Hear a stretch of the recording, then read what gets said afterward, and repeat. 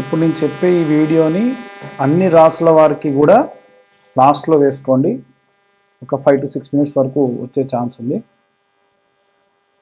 మనకు జనవరి మాసంలో సంక్రాంతి తర్వాత నుంచి, అంటే మకర సంక్రమణం పూర్తయిన తర్వాత నుంచి జనవరి 16వ తారీఖు నుంచి ఫిబ్రవరి 2వ వారం వరకు కూడా ఉన్నటువంటి చతుర్గ్రహ కూటమి, చతుర్గ్రహ సంచారము, అంటే సూర్యుడు మకరం నుంచి దాటి అతని యొక్క ప్రయాణం కొనసాగిస్తూ మార్చి 29వ తారీఖు వచ్చేసరికి అది షష్టగ్రహ కూటమిలోకి వెళ్ళిపోతుంది. అంటే మీనంలోకి ఈ గ్రహ సంచారం అంతా కూడా చేరుతుంది.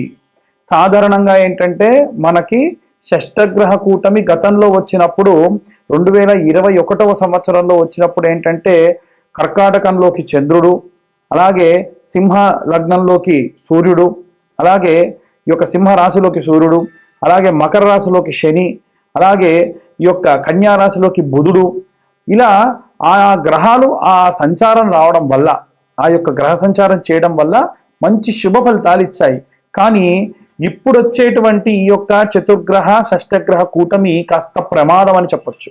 ఎందుకంటే అన్నీ కూడా ఉచ్చస్థితిలో కంటే కూడా నీచ స్థితిలోకి వెళ్ళిపోయి కేవలం శుక్రగ్రహం ఒకటి చాలా అనుకూలంగా ఉందని చెప్పొచ్చు. ఇక ప్రత్యేకంగా చూసుకున్నట్టయితే కన్యా రాశి వారికి, సింహరాశి వారికి బాగుందని చెప్పొచ్చు. అయితే అన్ని రాశుల వారికి కూడా బాగుండాలి అంటే మనం ఎలాంటి రెమెడీస్ చేసుకోవాలి, ఎలాంటి ప్రతిఫలాన్ని పొందాలి?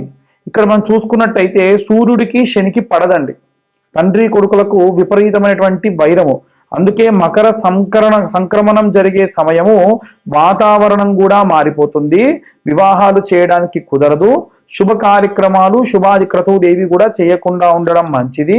చలి కూడా తీవ్రత దాలుస్తుంది అని అంటారు. కాబట్టి ఎట్టి పరిస్థితుల్లో ఈ సమయాల్లో ఎవరైనా నూతనంగా ప్రారంభించేటువంటి వ్యాపారాలు ప్రారంభించకుండా ఉండడం మంచిది. అలాగే వీలైనంత వరకు కూడా ఆదిత్య హృదయాన్ని అందరూ కూడా చదువుకోవడం మంచిది.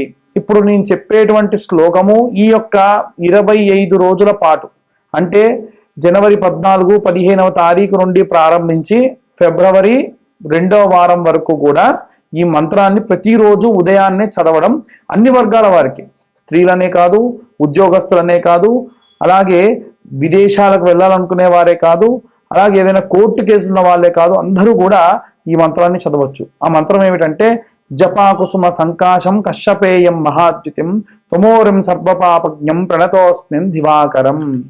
లేదా సూర్య అరిష్టేతు సుసంప్రాప్తే సూర్య పూజాంచ కారయేత్ సూర్యధ్యానం ప్రవక్ష్యామి ఆత్మపీడోపశాంతయే. ఈ యొక్క మంత్రాన్ని చదవాలి.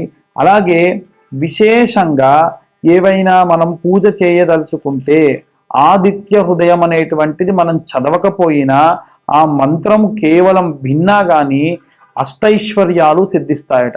ప్రతిరోజు ఉదయం 6:30 నుంచి 7:30 మధ్య ప్రాంతంలో ఈ యొక్క మంత్ర పఠనం చేయడం చాలా చాలా శ్రేయస్సుకరం.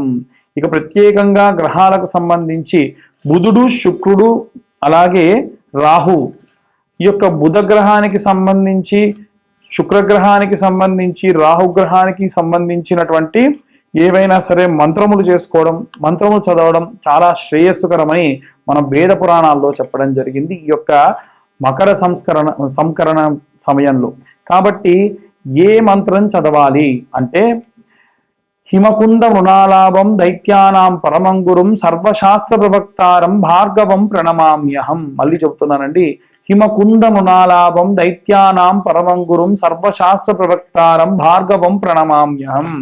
ఈ మంత్రాన్ని రోజు ఉదయాన్నే లేదా అసుర సంధ్యా సమయంలో చదివితే చాలా మంచిది. ఎందుకంటే అసుర సంధ్యా సమయానికి శివగణములన్నీ కూడా భూమంతా సంచరిస్తున్న సమయంలో మనము శివనామ స్మరణ చేసిన, ఈ యొక్క శుక్రాచార్యుడి మంత్రం చేసిన రాక్షసులు, భూతప్రేత పిశాచాలు, గ్రహాలను ఇబ్బంది పెట్టేటువంటి ఇతర గ్రహాలు ఏవి రాకుండా శాంతి కూరుతాయి. ఎందుకంటే రాక్షసులందరికీ కూడా గురువు కాబట్టి రాహుగ్రహానికి, శుక్రగ్రహానికి ఈ మంత్రం చదివినా స్వస్థత చేకూరుతుంది.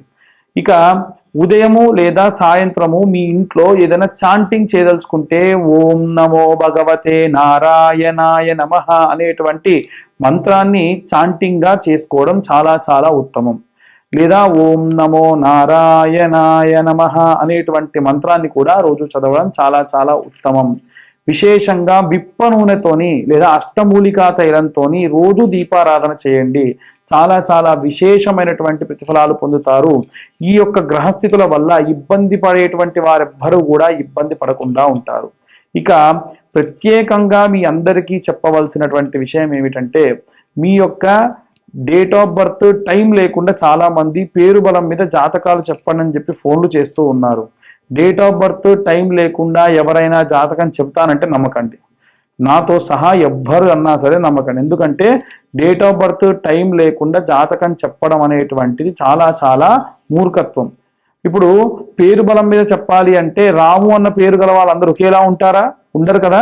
కాబట్టి ఎట్టి పరిస్థితుల్లో మీరు పేరు బలంతో జాతకాలు చెప్పించుకోకండి. ఒకవేళ మీ పేరు గనక జన్మనామం అయితే, ఒక ఆయన పేరు కుల్లయ్య, ఎందుకంటే కు అనే అక్షరంతో పెట్టాలి, మూడు అక్షరాల్లో పెట్టాలంటే కుల్లయ్య అని పెట్టారు. ఆయనది జన్మనామం, జన్మనామాలు అలా ఉంటాయన్నమాట. కాబట్టి అలాంటి వారు మీరు చూయించుకోండి జాతకం, పర్లేదు.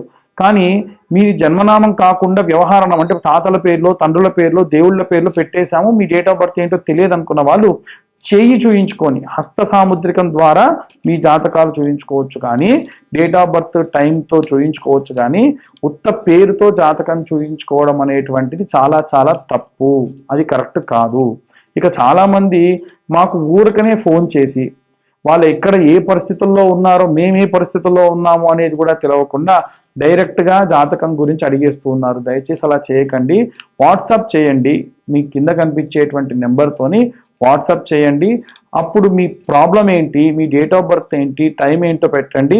మా యొక్క టీం ఉంటుంది, వాళ్ళు మీతోని రెస్పాండ్ అవుతారు, మాట్లాడతారు. మీ యొక్క జాతకానికి సంబంధించిన ఇబ్బంది, వ్యవహారానికి సంబంధించిన ఇబ్బంది అన్ని కూడా మాట్లాడి డీటెయిల్డ్గా మీతోని నాతో మాట్లాడడానికి ఒక టైం కేటాయిస్తారు. ఎందుకంటే పొద్దున్న లేస్తే ఫోన్ కాల్స్ బాగా వస్తున్నాయి, ఊరకనే మాట్లాడే వాళ్ళు, సరదాగా మాట్లాడే వాళ్ళు చాలా మంది చేస్తున్నారు. అన్యథా భావించరాదు, అందరి ఇబ్బందులు తీర్చడానికి మేము ఉన్నాం. కానీ మీరు మాట్లాడే టైంలో వేరే వాళ్ళు ఇబ్బంది ఉన్న వాళ్ళు కూడా చాలా ఇబ్బంది పడుతూ ఉన్నారు. అయితే జాతకానికి సంబంధించి కూడా పాపం ఎంతో మంది చాలా చోట్లకి వెళ్ళి 10,000, 20,000, 15,000 ఖర్చు పెట్టుకున్న వాళ్ళు ఉన్నారు. మీ జాతకం పూర్తిగా 60 పేజీల్లో చేత్తో రాయడం కుదరదు కాబట్టి కంప్యూటర్లో నేను క్యాలిక్యులేట్ చేసి 60 పేజీల్లో జాతకం ఇవ్వడం జరుగుతుంది. 60 కంటే ఎక్కువ కూడా ఇచ్చిన సందర్భాలు కూడా ఉన్నాయి. దీనికి కాను మేము తీసుకునేటువంటి రుసుము 2,111 రూపాయలు. ఇవి ఇంతకు మునుపే మేము చెప్పాము, జనవరి 1వ తారీఖు వరకు మాత్రం తక్కువ తీసుకుంటాం, తర్వాత నుంచి పెంచుతున్నామని చెప్పాము. అన్యదా భావించరాదు.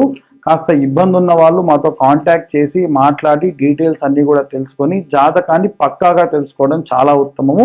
మీ జాతకం గురించి మీతో మాట్లాడి, అలాగే మీకు సంబంధించినటువంటి జాతక విశ్లేషణగా మీతో ఒక అరగంట సేపు మాట్లాడి ఏవైనా రెమెడీస్ చెప్తాము. ఊరికనే ఫోన్ చేసిన వాళ్ళు ఎవరికి కూడా హోమాలు చెప్పము. మాకు ఊరికనే ఫోన్ చేసి హోమాలు చేయించుకుంటామనే వాళ్ళు కూడా ఉన్నారు.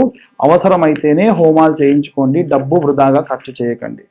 అందరూ కూడా ఈ యొక్క నూతన సంవత్సరంలో సంతోషంగా ఉండాలని కోరుకుంటూ అందరికీ కూడా సంక్రాంతి శుభాకాంక్షలు. శ్రీమాత్రే నమః, శ్రీ గురుభ్యో నమః. తదుపరి ధనుస్సు రాశి. ధనుస్సు రాశి వారికి ఈ యొక్క జనవరి 15, 16వ తారీఖు నుండి ఫిబ్రవరి 2వ వారం వరకు కూడా చాలా మిశ్రమమైనటువంటి ఫలితాలు గోచరిస్తున్నాయి. మొదటి 3 వారాలు కూడా చాలా ఆనందకరమైనటువంటి, ఆహ్లాదకరమైనటువంటి వాతావరణం కనిపిస్తూ ఉంది. విద్యార్థులు, గృహిణుల విషయానికి వస్తే కనుక వీరు చేయాలనుకున్నటువంటి పనులు చేయాలనుకున్న సమయానికి పూర్తి చేస్తారు. ఉద్యోగస్తులకు సంబంధించిన విషయానికి వస్తే పాపం వీరి పని వీరు చేసుకుంటూ ఉంటే ఇబ్బంది పెట్టే వాళ్ళు ఉంటూ ఉంటారు. ఆశ్చర్యకరమైనటువంటి విషయం ఏంటంటే వీరికి ఎవరైతే పని అప్పగించారో వారే వీరిని ఇబ్బంది పెడుతూ ఉంటారు. ఒక పని ఇచ్చి ఆ పని చేస్తుంటే ఆ పని చేద్దుగానిలే కానీ ఇంకో పని చేద్దుగాందా అని చెప్పి పిలుస్తారు. అయితే ఈ యొక్క ధనుస్సు రాశి వారి యొక్క లక్షణం ఏంటంటే పాపం ఒక పనికై పూనుకుంటే మధ్యలో డీవియేట్ అవ్వడం అనేటువంటిది ఇష్టపడరు. ఒక పని చేస్తే కాన్సన్ట్రేషన్గా ఆ పని చేయాలి, అయిపోయేంత వరకు కూడా డీవియేట్ అవ్వద్దు అనేటువంటి తత్వం కలవారన్నమాట. ఇదే సినీ రాజకీయ రంగాల్లో కూడా ఉన్నటువంటి వారికి కూడా వర్తిస్తూ ఉంటుంది. ముఖ్యంగా సినీ మీడియా రంగాల వారికి సంబంధించిన విషయానికి వస్తే మీరు ఒక పని చేయండి. ఏమిటంటే ఎప్పటికప్పుడు మీరు చేసే పనిని మానిటర్ చేసుకుంటూ వీలైతే అది క్రూషియల్ మూమెంట్, కరెక్ట్ పని. ఈ సమయంలో మనం అనవసరంగా డీవియేట్ అవ్వద్దు అనుకుంటే వారికి చెప్పండి. మీ యజమానులైనా మిమ్మల్ని ఇబ్బంది పెట్టే వాళ్ళైనా కొంత టైం ఇవ్వని చెప్పి, కొంచెం సమయం ఇవ్వని చెప్పి ఆ పని ఎంతో కొంత పూర్తి చేసిన తర్వాతకే మీరు డీవియేట్ అవ్వడం మంచిది ఖచ్చితంగా. లేకుంటే నష్టపోయే అవకాశం అధికంగా ఉంది. వ్యాపారస్తులు కూడా చూసుకున్నట్టయితే కొంతమంది ఎలా ఉంటారంటే, వ్యాపారస్తుల విషయంలో ముఖ్యంగా ధనుస్సు రాశి వారికి సంబంధించిన వ్యాపారం చేసే వాళ్ళు ఒక స్వీట్ షాప్ ఆయన చూసిన ఉదాహరణ చెప్తే మీరు అందరూ పట్టుకుంటారు. మేము వెళ్ళి అయ్యా ఈ స్వీట్ ఎంత అంటే, ఇది కొంచెం తిని చూడండి ముందు అంటారు. ఎందుకంటే ఇంకో 2-3 రోజులు అది ఖరాబ్ అయిపోతుంది. ఎలాగో ఖరాబ్ అయిపోతుందని అమ్మాలి ఖచ్చితంగా, కాబట్టి దాన్ని ఫ్రీగా కొంత ఇస్తాడు తినమని. అబ్బా బాగుందండి అనగానే ప్యాక్ చేయమంటారా అంటే మొహమాటానికైనా ప్యాక్ చేసేస్తారు. అలా వారు అమ్మాలనుకున్నటువంటి ప్రోడక్ట్ ఏదైతే ఉందో అనుకున్నటువంటి సమయానికి దాన్ని అమ్మేస్తారు. ఆ తెలివి ఉన్నటువంటి వారే ధనుసు రాశి వారు. కాబట్టి వీరు మీ దగ్గర స్టాక్ మిగులుతుందని, అమ్మకూడదని, ఎలా అని ఎప్పటికప్పుడు, అసలు అన్ని రాసుల వారు కూడా ఎప్పటికప్పుడు మీతో మీరు మాట్లాడుకోవాలండి. మాట్లాడుకుంటూ మీకు మీరు ధైర్యం చెప్పుకోవాలి. మీకు కాని పని అంటూ ఏది లేదు అన్న ధైర్యాన్ని మీరు కూడబలుపుకొని మీరు పని చేస్తే ఖచ్చితంగా పని సిద్ధిస్తుంది. ఇక ఈ రాశి వారికి సంబంధించి ఏదైనా మంత్రం చెప్తే మంచిది అనుకుంటున్నటువంటి వాళ్ళు ఏంటంటే, దిగంబరాయ విద్మహే పాంచజన్యాయ ధీమహి తన్నో దత్త ప్రచోదయాత్. మళ్ళీ చెబుతున్నా, దిగంబరాయ విద్మహే పాంచజన్యాయ ధీమహి తన్నో దత్త ప్రచోదయాత్. ఈ మంత్ర పఠనం చేయడం వల్ల విశేషమైనటువంటి ప్రతిఫలాన్ని ఈ రాశి వారు పొందగలరు. ఇక ఈ రాశి వారికి సంబంధించి చతుర్గ్రహ షష్టగ్రహ కూటమి వల్ల ఎలాంటి ఇబ్బందులు ఉన్నాయి, ఎలాంటి రెమెడీస్ తీసుకోవాలో ఇప్పుడు మనం తెలుసుకుందాం.